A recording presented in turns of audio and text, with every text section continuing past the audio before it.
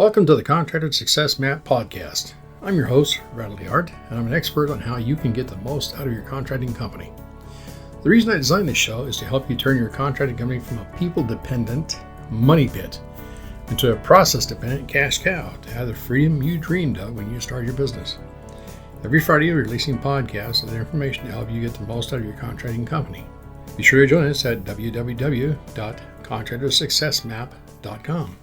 and subscribe to receive our latest articles and special offers. And the best part, it's all free, just for you. Hello everyone, Norhalma here once again, welcoming our subscribers and podcast listeners. If you're new here, thank you for allowing us to share insightful marketing, accounting, and production tips and strategies for your construction business. In episode 616 today, Sherry the Heart discussed common cost of goods sold, or COGS, common COGS misconceptions related to construction. Let's get into it. If you've been a long-time reader or a contracting company client or business owner, you've probably heard about cost of goods sold, or COGS. But what does it really mean, and why is it crucial for your construction business's success? Understanding COGS isn't just about accounting. It's about making smart decisions for your profitability, or for the profitability of your company, pricing, and more. First, what is cost of goods sold, or COGS? COGS represents the direct cost of creating the products, services your business sells or provides. This include materials, labor hours, and even manufacturing overheads. Any expense that contributes directly to a product's creation is included in COGS. COGS provides critical insights into your business's efficiency and profitability. It's a fundamental metric showing how much you spend to produce inventory relative to your sales. Second, what are the components of COGS? COGS, or again, cost of goods sold, isn't one size fits all. It includes different types of cost depending on your business. Here are the main components typically included in COGS. Materials, raw ingredients or parts used to provide your service. Payroll, the wages you pay to employees directly involved in production. And manufacturing, or manufacturing overheads, indirect costs required to produce services such as equipment, depreciation, or utility cost. Note, general overheads such as office or marketing costs are not included in COGS, only expenses tied directly to production count. Third, how do I calculate COGS? Fortunately, calculating COGS follows a straightforward formula. COGS equals beginning inventory plus purchases during the period minus ending inventory. Breaking it down. Beginning inventory. The inventory value on hand at the start of the accounting period. Purchases, all costs for new inventory bought or manufactured during the period. And ending inventory is the value of unsold inventory at the period's end. Example calculation. Imagine you run a small boutique that sells handmade gifts. If your beginning inventory is $5,000, you spend $8,000 in materials and production, and your ending inventory is $2,000. Then, your COGS would be $5,000 plus $8,000 minus $2,000 equals $11,000. This $11,000 represents the cost of creating the products you sold during the period. But wait, that is for a retail business. Simple. What about construction? Direct costs are tied to the jobs, field labor, materials, and other cost items.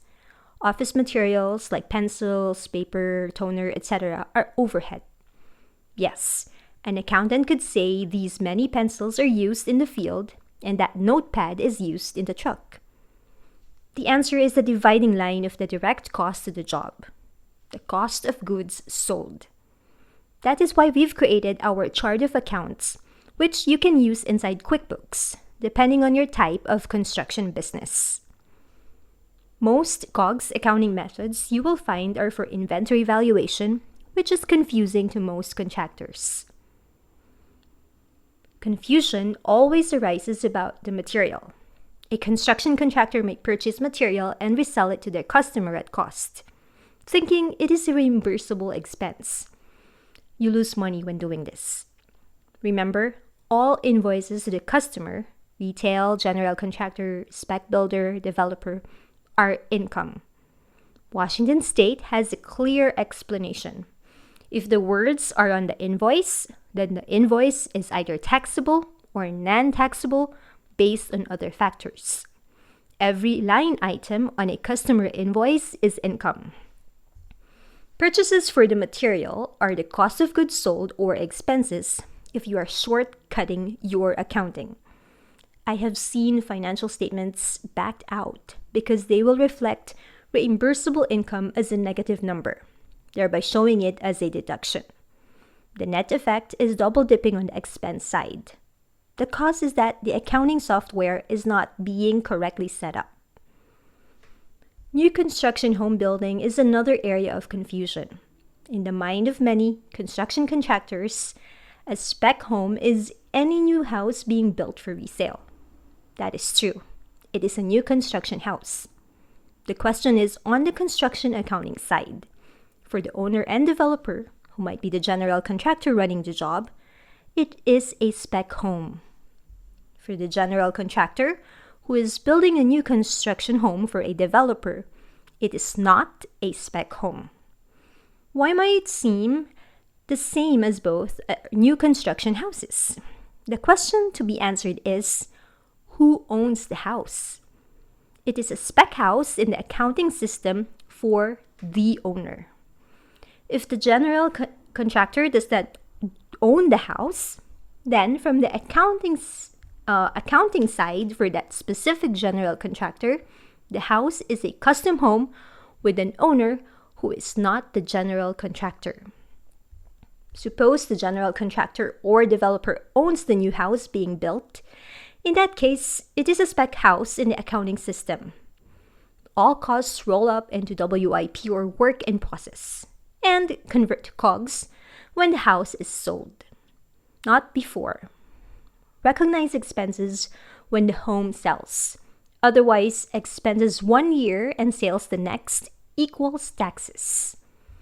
In Washington State, all construction contractors working for a spec builder must collect sales tax on all services, labor, and material when billed by the general and trade construction contractors.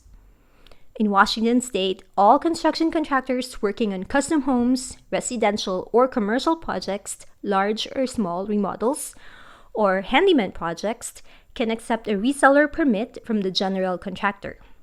The general contractor bills and collects sales tax from the owner. In Washington State, contractors must collect sales tax on all retail projects, including labor, materials, and others. Sales tax must be collected on every line item. Customer discounts can be given for any reason. And that is just for one state. Pro tip: consult with your accountant to identify the best method for your business. Tax implications vary by approach. Fourth, why does understanding COGS matter? Knowing your COGS is a game changer for managing and growing your business. Here are some ways it benefits you. Profitability analysis.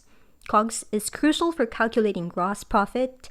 Subtracting COGS from revenue reveals how much your products contribute to your bottom line. Pricing strategy. Understanding how much a specific project costs allows you to set prices that cover expenses while leaving room for profit. Financial reporting. COGS is necessary for accurate income statements and tax reporting. It also demonstrates operational efficiency, which is key for attracting investors or securing loans. And tax benefits. COGS are deductible, reducing your taxable income. The more precise your calculations, the better positioned you'll be during tax season. Fifth, how can your accountant help? Managing COGS can be complex, but you don't have to go through it alone. Your accountant is your best ally when navigating this process. They can help you set up your contractor chart of accounts, ensure all eligible expenses are accounted for and not missed, and revise your tax strategy while staying compliant with regulations.